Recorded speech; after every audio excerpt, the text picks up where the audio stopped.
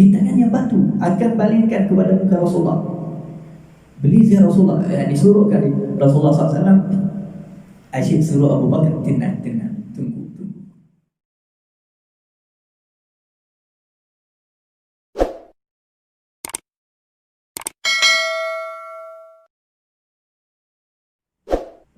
Bismillahirrahmanirrahim. Alhamdulillahi Rabbil Alamin. Wassalatu wassalamu ala ashrafil anbiya'i wal mursalin, Sayyidina wa habibina wa qurrati a'yunina Muhammad as-sadiqil amin, wa ala alihi al-ghurril mayamin wa ashabihi al-hudatil muhtadin, wa man tabi'ahum bi ihsanin ila yaumiddin. Alhamdulillah alladzi anzala al-Qur'an wa 'allama al-insan wa hadahu ila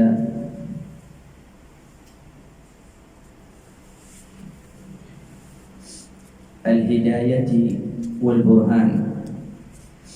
Wassalatu wassalamu ala sayyidina Muhammad ashrafi insan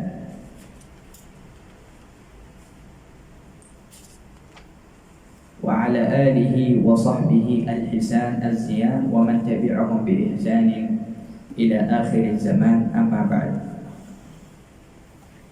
Hadirin hadirat yang dirahmati oleh Allah Subhanahu wa taala, Assalamualaikum warahmatullahi wabarakatuh. Alhamdulillah, kita dapat bertemu lagi pada malam ini yang penuh dengan berkat insya-Allah, untuk mempelajari sama-sama tafsir Al-Quran. Dan kita telah sampai kepada surah Al-Lahab. Suratul Al-Lahab atau suratul Masad, Al-Masad, atau surat Tabbat. Dia boleh dipanggil surah Tabbat kerana surah itu bermula dengan perkataan Tabbat. Boleh juga memanggil surah itu surah Al-Masad kerana Al-Masad itu disebut di dalam surah itu. Surah Al-Masad adalah surah Makkiyah. Surah Makkiyah. Al-Quran semua antara Makki atau Madani. Ada bahagian surah Makki, ada surah lain juga Madani. Kadang-kadang ayat, ada ayat Makki, ada ayat Madani. Dan jumlah ayat surah Al-Masad adalah 5 ayat. Jumlah ayat surah Al-Masad 5 ayat. Sebelum kita memulakan tafsir atau maksud ayat Al-Masad, kita tanya terlebih dahulu, apakah sebab turunnya surah Al-Masad? Sebabnya seperti mana Sayyidina Ibn Abbas berkata, dia kata pada satu hari Nabi Muhammad SAW di Makkah sebelum hijrah, Rasulullah SAW naik ke atas gunung As-Safa atau bukit As-Safa. Kemudian Rasulullah SAW memanggil kepada kabilah-kabilah Quraisy. Rasulullah panggil, wahai Bani Fihr, wahai Bani Adi, wahai, macam memanggil Rasulullah SAW, memanggil kampung atau kabilah-kabilah yang ada di Makkah waktu itu. Dan budaya di zaman itu, barang siapa yang membawa berita binting dan bahaya, dia kena buat begitu. Dia naik atas bukit, kemudian dipanggil. Zaman dulu tak ada TV, tak ada surat kapal, mikrofon pun tak ada. Jadi cara menyampaikan khabar atau berita penting kepada orang kampung, naik atas satu tempat yang tinggi, kemudian panggil dengan suaramu yang tinggi kepada orang kabilah-kabilah yang ada di kampung itu. Maka Rasulullah buat begitu ketika Rasulullah SAW menzahirkan dakwah Islamiyah, menzahirkan agama Islam. Rasulullah lepas memanggil mereka, datang Masya Allah dari sana dari sini, ramai, banyak. Dan memang orang Quraisy lama mereka tunggu-tunggu, menunggu Nabi SAW untuk menzahirkan hakikat agama Islam itu. Sebelum itu pun orang Quraisy dah dengar banyak cerita, tapi tak ada bukti Muhammad bawa agama baru. Jadi bila mana mereka kata, oh Muhammad dah naik atas gunung As-Safa, bagi-bagi lepas subuh, bagi-bagi Rasulullah dah naik atas bukit As-Safa, panggil ahli Makkah semua datang. Jadi ahli Makkah semua datang. Memang mereka tunggu waktu itu, tunggu hari itu. Sehingga siapa-siapa yang tak sempat datang, mesti dia akan hantar sesiapa untuk pergi dengar, dan lepas tu dia bawa berita itu kepadanya. Daripada sungguh-sungguh mereka nak tahu Muhammad nak bawa berita apa.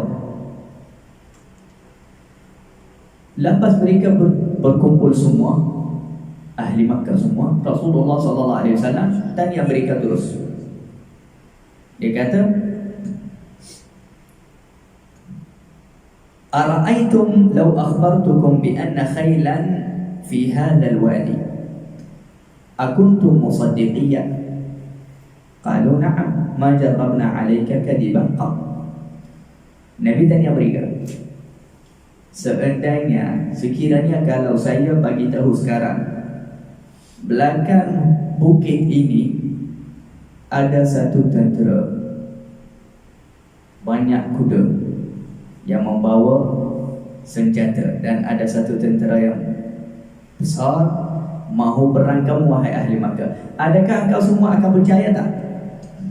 Ahli Makkah semua di waktu itu ribu-ribu orang, mereka semua jawab sama. Mereka kata, iya, kita akan percayamu wahai Muhammad, kerana kita tidak pernah cuba dengar kamu berdusta. Memang kau ini benar, lidahmu tak pernah cakap berdusta.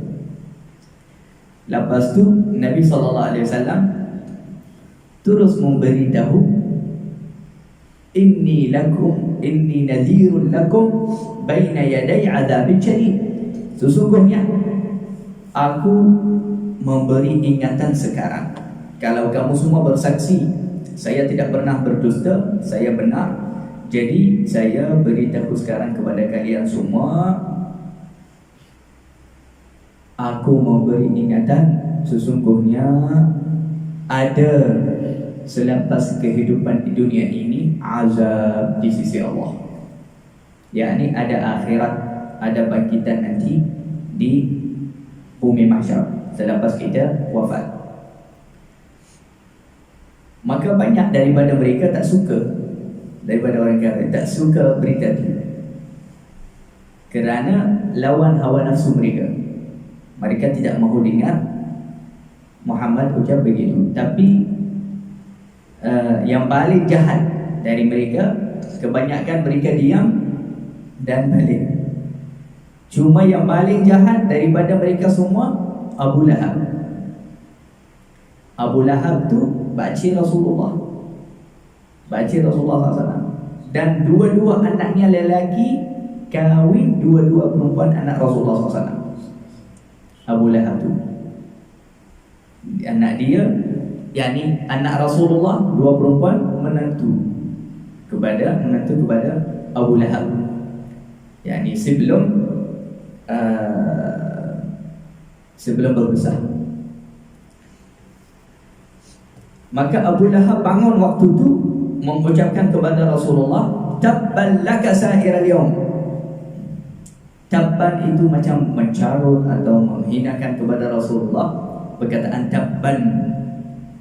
Lagipun ulama kata maksudnya khasirat, yakni rugilah tanganmu wahai Muhammad ni. Tabban laka, engkau wahai Muhammad sangat rugi, engkau wahai Muhammad sangat rugi dengan khabar yang kau bawa ini di depan orang-orang yang lain. Dan ini Rasulullah, anak saudaranya. Jadi Allah Subhanahu wa ta'ala terus turunkan ayat suratul Masad ini. Dia kata kepada Rasulullah, tabban laka, tabban bagimu wahai Muhammad. Tapi Allah yang jawab kepada Abu Lahab, tabbat yada Abi Lahab. Ini antara kelebihan dan kemuliaan Rasulullah SAW di sisi Allah, yaitu kalau ada orang mencarut atau menghinakan Rasulullah, Allah Subhanahu wa ta'ala sendiri yang akan jawab kepada orang itu yang jahat. Allah yang akan balas kepadanya. Dan Abu Lahab itu, ramai orang tidak membezakan antara Abu Jahal, Abu Lahab. Abu Lahab ni pakcik Rasulullah, memang keluarga Rasulullah SAW daripada Bani Hashim. Dan Abu Lahab itu namanya yang sebenar Abdul Uzza. Abdul Uzza ini namanya sebenarnya. Abu Lahab tu gelaran, itu gelaran saja. Dan di budaya Arab dahulu biasa mereka memanggil orang dengan gelarannya, bukan dengan nama. Sehingga namanya kadang-kadang terlupa, tak ada siapa-siapa kenal namanya. Seperti Abu Lahab ni, kalau tanya siapa-siapa, siapa tu Abdul Uzza? Abdul Uzza. Semua orang kadang tak tahu. Siapa tu Abu Lahab? Tahu. Itu dia. Abu Lahab tu Abdul Uzza. Itu namanya. Macam contohnya daripada sahabat Abu Hurairah. Abu Hurairah ni sahabatnya, tak ada siapa-siapa pun yang tak kenal siapakah Abu Hurairah. Tapi namanya siapa? Ramai tak tahu. Namanya Abu Hurairah tu gelaran, bukan nama. Bukan nama sebenar. Namanya yang sebenar Abu Hurairah tu Abdul Rahman. Abdul Rahman. Abdul Rahman lah nama Abu Hurairah. Abu Hurairah gelaran. Nabi SAW ada gelaran, ada Abul Qasim. Nabi SAW Abul Qasim. Itu kunyah Rasulullah SAW. Wahakadha. Jadi Abu Lahab namanya Abdul Uzza. Dia anak Abdul Muttalib bin Hashim, pakcik Rasulullah SAW. Kenapa? Okey, apa maksud Abu Lahab? Lepas tu kita akan terangkan kenapa diberikan gelaran tu. Maksud Abu Lahab yakni yang memiliki wajah yang sangat cantik dan sangat yakni handsome. Dan memang Abu Lahab begitu. Semua keturunan Abdul Muttalib, iaitu atuk Rasulullah, keturunan Abdul Muttalib semua tinggi badan mereka, tinggi sangat badan mereka, dan handsome dan sangat bercahaya muka mereka. Semua anak-anak Abdul Muttalib begitu. Cuma Abu Lahab lebih, yakni mukanya handsome dan senar. Tapi bukan senar yang baik. Senar saja, kecantikan badan saja, daripada cantik badan. Jadi kerana muka dia begitu, kerana badannya begitu, terlalu handsome, cantik, maka diberikan gelaran Abu Lahab. Okey. Allah Subhanahu wa taala panggil Abu Lahab dengan kunyahnya Abu Lahab. Dan kita telah tahu sekarang kunyah itu, iaitu Abu Lahab, kunyah yang baik. Dia membuktikan Abu Lahab tu handsome, indah, mukanya cantik. Jadi kenapa Allah Subhanahu wa taala ketika ingin menghinakan Abu Lahab dan memberi khabar buruk kepadanya, iaitu dia akan masuk api neraka, Allah Subhanahu wa taala panggilnya juga dengan kunyah yang baik, Abu Lahab. Ulama jawab kepada tu. Ulama kata sebabnya kerana Abu Lahab tidak dikenal oleh namanya, yakni kunyah tu Abu Lahab. Dengan kunyahnya je orang Quraisy semua kenal. Sehingga kalau ada sesiapa sebut namanya, orang Makkah sendiri di zamannya takkan tahu, apalagi kita. Orang Makkah di zamannya takkan tahu siapa tu. Jadi Allah Subhanahu wa taala sebut kunyahnya bukan sebagai memuliakan, bahkan sebagai untuk mengenalkan dengan jelas siapakah yang dihina oleh Allah, iaitu Abu Lahab ni, yang kunyahnya begitu. Jadi Allah panggil Abu Lahab bukan sebab nak muliakan, bukan nak kata dia cantik, dia bagus.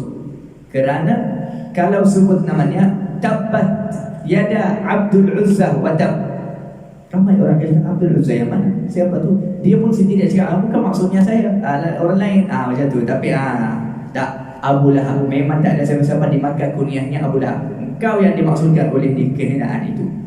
Jadi kerana itu Allah Subhanahu Wa Taala sebut juga Abu Lahab, walaupun dia dihina oleh Allah Subhanahu Wa Taala. Lagi satu, ulama kata Allah tidak suka menyebutkan namanya Abdul Uzza dalam Al-Quran kerana namanya ada syirik. Abd Al-Uzza, bukan Abdullah. Al-Uzza itu satu berhala besar di Makkah. Jadi dia rasa bangga dengan namanya, aku hamba Al-Uzza, hamba kepada berhala. Jadi Allah, hatta nama itu yang ada syirik, Allah tidak sebutkannya dalam Al-Quran. Jadi Allah sebutkan kunyahnya sahaja, supaya tidak menyebutkan namanya yang membawa makna syirik. Nauzubillah. Jadi itu satu sebab atau dua sebab Allah Subhanahu wa taala sebutkan kunyah Abu Lahab, tidak menyebutkan namanya yang sebenar. Jadi tabbat yada Abi Lahab wa tab, dua kali Allah Subhanahu wa taala balas kepadanya, tabbat dan hujung wa tab. Ayat yang pertama, perkataan yang pertama tabbat, perkataan yang hujung juga wa tab. Ulama kata perkataan yang pertama tabbat itu doa atasnya, semoga kau rugi wahai Abu Lahab. Dan wadab, perkataan yang kedua tu untuk memastikan dia sudah rugi dah. Macam orang kata semoga Allah binasakannya, dan dia memang dah binasa. Jadi macam tu Abu Lahab. Tabat, Allah SWT doakan atasnya dulu, lepas tu Allah bagi tahu juga wadab, dia dah rugi, dia dah binasa oleh kerugian itu. Dan ulama kata perkataan tab atau tabbat atau tabban itu maksudnya kerugian yang bercampur atau yang kebersamaan binasa. Kalau orang dapat kerugian sekali dengan binasa, itu namanya tabban, tabab. Dalam bahasa Arab namanya tabab. Dia rugi sekali, dengan rugi itu dia binasa, dia dapat musibah habisnya.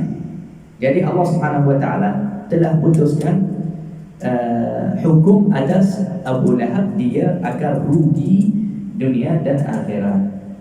Tabbat yada Abi Lahab wa tab,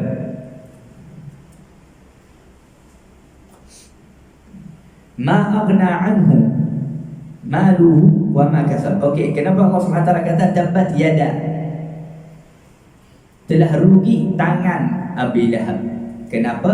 Kerana ulama kata dalam bahasa Arab biasanya sebut satu anggota tapi maksudnya satu badan lah. Kita cakap tangannya untung. Dia semua untung, bukan tangan sahaja. Dia memang tangannya rugi, maknanya bisnesnya rugi. Dalam bahasa Arab biasa buat macam tu. Atau dalam bahasa Arab biasa sebut satu anggota tapi maksud mereka satu badan. Jadi Al-Quran turun juga ikut kaedah bahasa Arab. Jadi Allah Subhanahu wa taala berfirman, tabbat yada, telah rugi tangan Abu Lahab. Maksudnya Abu Lahab semuanya rugi, bukan tangannya sahaja. Ma aghna anhu maluhu wa ma kasab. Maknanya harta Abu Lahab dan anaknya tidak akan menghalangkannya daripada azab api neraka. Tidak akan menolongnya, tidak akan memeliharanya daripada kemurkaan Allah dan azab Allah Subhanahu wa taala. Kenapa Allah Subhanahu wa taala sebutkan itu? Yaitu kerana ketika Nabi SAW sampaikan sesungguhnya akan ada azab, ada akhirat, ada hari kiamat nanti, dan Abu Lahab tidak percaya perkara itu, Abu Lahab kata kepada Rasulullah, wahai Muhammad, kalau betul apa yang kau telah cerita, yaitu ada azab nanti di akhirat, akan bangkit balik nanti lepas kita meninggal, maka aku akan pelihara diriku dengan duitku. Dan Abu Lahab orang yang kaya. Dia orang yang kaya, banyak harta, dan anaknya ramai juga. Dia kata, aku akan pelihara diriku daripada azab yang kau janji kita wahai Muhammad, yang kamu kata mengaku dia ada nanti di akhirat. Aku akan pelihara diriku, aku selamat. Dari sekarang aku akan bagi tahu kepadamu, aku takkan dapat azab. Sebab apa? Sebab aku kaya, banyak duit, banyak harta. Jadi aku akan bayar beberapa duit sahaja kepada Allah, kepada malaikat sana, saya akan berjaya dan akan selamat. Maka Allah jawab kepadanya terus, ma'aghna anhu maluhu wa ma kasab. Hartanya dan anaknya takkan peliharanya. Wa ma kasab, kasab yakni dan apa yang dia telah mendapatkan. Dan ulama tafsirkan kasab atau kasb itu maknanya anak, kerana anak itu sebahagian daripada kasb kami. Kasb yaitu usaha kami di dunia. Antara usaha kami jadi dapat anak. Sebab itu Nabi SAW dia kata, inna atyaba ma akaltum min kasbikum. Sesungguhnya makanan atau harta yang paling baik adalah harta yang hasil usaha tangan kamu sendiri. Duit atau harta yang hasil tangan kerja kamu sendiri. Wa auladukum min kasbikum. Dan sesungguhnya anak kamu adalah hasil usaha kamu. Anak kamu di dunia ini hasil usaha kamu. Ma aghna anhu maluhu wa ma kasab sayasla naran dzata lahab. Maka dia akan dibakar oleh api yang kuat, Abu Lahab ini. Jadi memang yakinlah Abu Lahab ahli api neraka. Dan anak Abu Lahab ini yang ia merasa bangga dengan mereka, yaitu dia memiliki 3 anak. Satu namanya Utbah, yang kedua Mu'tib, yang ketiga Utaibah. 3 anaknya, dia rasa bangga sangat dengan anaknya. Dan hartanya memang banyak Abu Lahab. Waqad aslama al-awwalan yawm al-fath. Utbah dan Mu'tib, 2 ini, Utbah dan Mu'tib, alhamdulillah masuk Islam di hari pembukaan Makkah. Hari pembukaan Makkah ramai orang musyrik dan kafir masuk Islam selepas Rasulullah berjaya bukakan Makkah dan rasmikannya negara Islam. Dan mereka hadir bersama Nabi sallallahu alaihi wasallam perang At-Taif dan Hunain, iaitu Utbah dan Mu'tib. Utbah dan Mu'tib dua. Yani ini radhiyallahu anhu masuk Islam. Yang masalahnya yang ketiga tu namanya Utaibah. Ini buat hal. Utaibah tu buat hal dan dapat balasan yang sangat turun dengan Nabi sallallahu alaihi wasallam. Dia kurang ajar dengan Rasulullah sallallahu alaihi wasallam, yaitu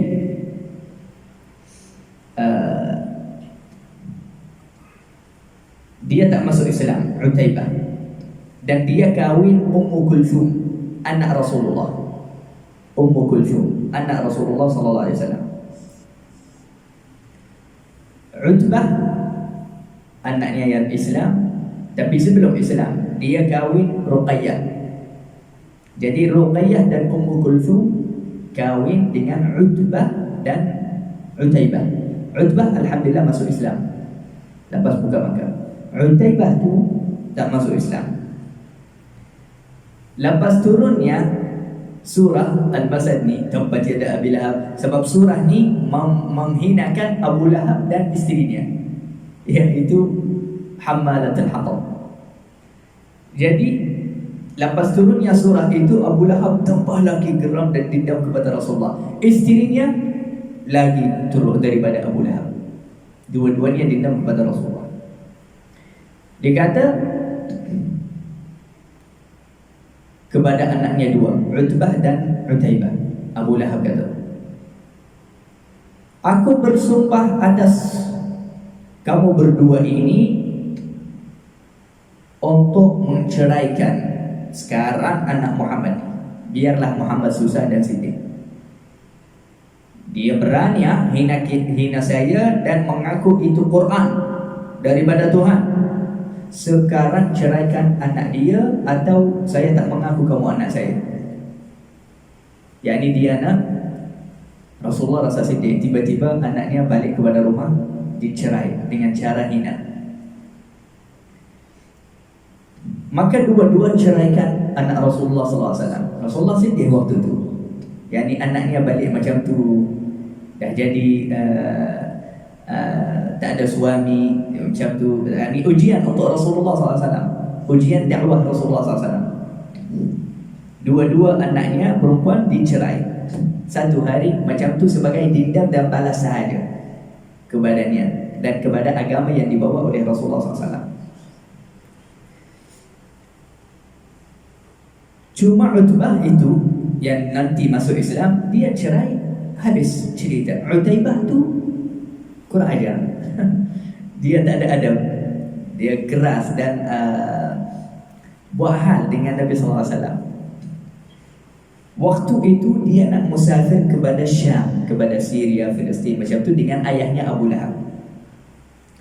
Cuma yani dia dah ceraikan isterinya, iaitu Ummu Kulthum.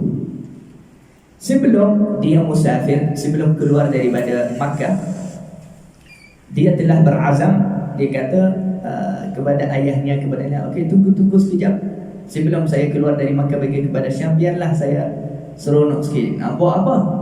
Dia kata nak hina Muhammad sikit dan marah kepadanya, hina dia depan orang, nak gelak sikit. Lepas tu saya nak sambung musafir. Okey, lepas tu apa yang dia buat?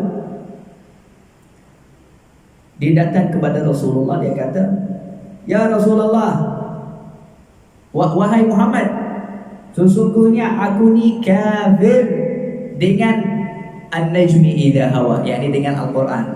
Baru turunnya surah Wan-Najmi Idha Hawa. Dia kata apa ni An-Najmi Idha? Dia gelak-gelak kepada Al-Quran yang Rasulullah baca. Dia kata aku kafir dengan ayat-ayat ni, Najmi Idha Hawa, wabilladhi dana fatadalla. Lepas tu Utaibah itu ludah kepada muka Rasulullah SAW. Atau ada bahagian riwayat kata ludah di depan Nabi, dan itu pun cukup hina dan sangat yakni tidak sesuai dilakukan itu. Perkara itu sebab dia juga anak saudara dengan Rasulullah SAW. dan Rasulullah lagi tua darinya. Kemudian di waktu itu dapat Nabi SAW, dia ludah. Lepas tu dia kata, aku pun cerai anakmu Ummu Kulthum. Aku ceraikan anakmu Ummu Kulthum tu. Maka Nabi SAW waktu tu marah. Dan kita ketahuilah kalau Rasulullah marah, maknanya Allah marah. Dan Rasulullah tidak pernah marah untuk nafsu. Hatta marah Rasulullah SAW dengan wahyu, itu maknanya Allah telah marah. Jadi Allah buat Rasulullah marah waktu itu. Maka Rasulullah SAW terangkat tangannya, doa atasnya. Dia kata, Allahumma sallit alaihi kalban min kilabik. Ya Allah, berikanlah balasan kepadanya, dimakan oleh satu anjing daripada anjingmu ya Allah. Digigit oleh anjing daripada anjingmu ya Allah. Maka ketika mereka di tengah jalan, mereka turun berehat sekejap tengah malam. Lepas tu esok nak sambung jalan. Ada seorang lelaki daripada kampung tu, dia tanya Abu Lahab, dia kata, kamu semua nak buat apa di sini? Mereka kata, kita nak rehat sahaja, esok nak sambung jalan bagi Syam. Dia kata, okeylah, tapi berhati-hatilah, kerana di kawasan sini kadang-kadang ada singa ke, ada macam tu, ada harimau, ada haiwan lah yang bahaya. Abu Lahab terus kumpulkan semua tim atau kumpulan yang ada samanya. Dia kata, jaga Utaibah anakku ni semua. Kemudian, kenapa kau risau begitu? Dia kata, kerana Muhammad telah keluarkan satu perkataan, akan buat hidup saya susah selama-lamanya. Apa yang telah keluar dari mulut Muhammad? Dia kata, Muhammad telah kata, ya Allah, biarlah satu anjing daripada anjingmu gigit dan makannya. Jadi saya takut Muhammad tak pernah keluar dari lidahnya sesuatu dan tak jadi. Dia sendiri takut dengan doa Nabi SAW, Abu Lahab. Sampai dia paksa semua grup yang ada samanya jaga anaknya, Utaibah tu.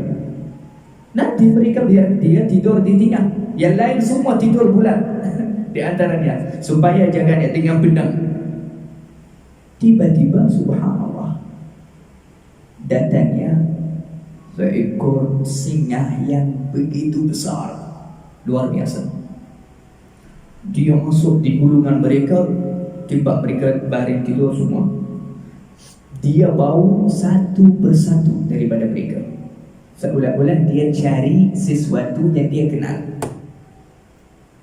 Ini doa Nabi, bukan main-main. Dia bau sebab ada satu orang daripada mereka yang tertidur. Kerana dia terkejut dan takut, dia tak boleh menjerit, tak boleh gerak apa-apa. Jadi dia nampak depan matanya. Dan dia yang cerita nanti. Dia kata, dia bau yang pertama, dia kata bukan. Bau yang kedua, lepaskan. Bau yang ketiga, dia lepaskan. Sehingga dia sampai kepada Utaibah. Lepas dia baunya sahaja, dia terus gigitnya dan makan daripada leher. Menjerit, keluar kapur macam tu, bangun semua guru yang lain, semua mereka tidak boleh lepaskan. Abu Lahab menjerit apa-apa, please lepaskan anakku, tolong buat apa-apa. Semua nak tolong apa ni singa, nak buat apa? Ini singa pun besar, susah nak selamatkan. Dia kata, habislah. Inilah doa Muhammad. Dia bukan insaf Abu Lahab tu, dia tambah dendam lagi. Dia tambah dendam kepada Rasulullah. Tapi Allah telah balas kepadanya. Dia selalu bangga kepada, kenapa dia selalu lawan kepada Nabi? Kerana harta dan kerana anak, juga kerana kedudukan dan sombongnya. Maka kerana penyakit itu yang ada dalam hati yang sombong dan harta dan dia kaya, Allah Subhanahu Wa Taala balas kepadanya ketika dia mati. Sebelum dia meninggal, sebelum mati Abu Lahab, Allah telah membalakkannya dengan satu penyakit yang bahaya yang busukkan badannya sehingga keluarga sendiri tak mahu jaganya, Abu Lahab. Sehingga mereka letakkannya dalam satu bilik, tak ada siapa-siapa boleh dekat dengannya. Hatta nak bagi makan, semua tak sanggup kerana baunya yang busuk, bau badannya. Ada penyakit dekat kulitnya. Akhirnya mati. Keluarganya pun tak nak uruskan jenazahnya, kubur, nak buat kubur. Sehingga ahli Makkah semua yang lain tugurlah anak mereka, kata malulah, nanti mereka dari jauh tolakkan badannya dengan kayu. bawah katil, lepas tu balik dari jauh dengan buat batu sehingga buat rumah atasnya daripada batu dan tanah. Itulah kubur Abu Lahab. Tengok bagaimana Allah SWT dah hinakannya di dunia kerana dia sumpah atas Nabi SAW dengan harta dan anaknya. Wa imra'atuhu, dan anaknya juga akan bakar oleh api neraka. Isterinya, isteri Abu Lahab, isterinya juga orang yang sangat dendam kepada Nabi SAW. Namanya atau gelarannya Ummu Jamil. Gelarannya Ummu Jamil. Apa maksud Ummu Jamil? Yakni ibu cantik. Ibu cantik. Dan Ummu Jamil itu dia juga yang kuat dendam kepada Nabi SAW. Allah SWT kata, imra'atuhu hammalatul hatab, yang angkat belakangnya kayu-kayu yang untuk bakar, untuk masak macam tu. Cuma dia angkat atasnya kayu begitu, kayu yang mempunyai duri, yang ada badannya duri. Kayu pokok itu yang ada dalamnya duri. Kenapa dia angkatnya? Itu kerjanya setiap hari. Dia kumpulkan duri itu yang dekat kayu setiap malam, sendiri atas belakang bahunya. Untuk apa? Untuk meletakkan duri itu yang tajam depan pintu rumah Nabi SAW. Itu kerjanya. Kerana itu Allah Subhanahu Wa Taala hinakannya. Antara dendamnya Ummu Jamil ini kepada Nabi SAW, iaitu lepas turunnya surah Al-Masad ini, isteri Abu Lahab ini, dia kata, Muhammad ini hinakan aku. Dia cerita pun tentang tali saya yang ada atas leher saya, rantai saya, dan hinakan. Dia cakap saya anggap kayu tu yang ada duri atas belakang saya. Okey, aku ni akan turun kepada Al-Kaabah. Kalau saya jumpa Muhammad, saya akan pecahkan mukanya dengan batu ni. Dia ambil satu batu besar dia memang tak ada adab langsung dan keras. Dia akan buat, aku akan pecahkan muka Muhammad ni dengan batu ni. Abu Bakar dah dapat tahu. Isteri Abu Lahab datang tiba-tiba, mana Muhammad? Dia menjerit, marah sangat, mukanya marah. Sayyidina Abu Bakar terus dia mohon kepada Rasulullah. Dia kata, Rasulullah, bangun, suruhkanlah dirimu, atau balik rumah, atau pergi mana-mana. Perempuan ini kurang ajar. Perempuan ini sangat tak ada adab, dan dia akan buat di tangannya batu, akan balikkan kepada muka Rasulullah. Beli dia Rasulullah, disuruhkan Rasulullah SAW. Asyik suruh Abu Bakar, tenang, tunggu. Akhirnya dia sampai, Rasulullah duduk di tingkat sahabat semua. Datangnya isteri Abu Lahab berkata kepada Abu Bakar, mana kawan kau? Cepat tunjukku, kau akan tengok apa yang saya akan buat sekarang. Sayyidina Abu Bakar nak gelak sebab Rasulullah duduk sebelahnya. Dia kata, apa? Dia kata, mana kawan kau? Siapa? Muhammad. Dia pelik lagi sebab Rasulullah duduk sebelahnya. Rasulullah waktu itu gelak dan senyum. Dia pandang kepada Abu Bakar. Abu Bakar tak faham apa yang jadi sekarang. Rasulullah kata, ya Abu Bakar, Allah telah hilangkan cahaya matanya sehingga dia tidak melihat aku. Jadi dia sekarang tidak melihat aku, dia melihat yang lain saja. Saya dia tak tengok, tak lihat. Yang lain dia lihat. Jadi lepas tu dia balik kepada rumahnya, tidak dapat melakukan apa-apa kepada Rasulullah SAW.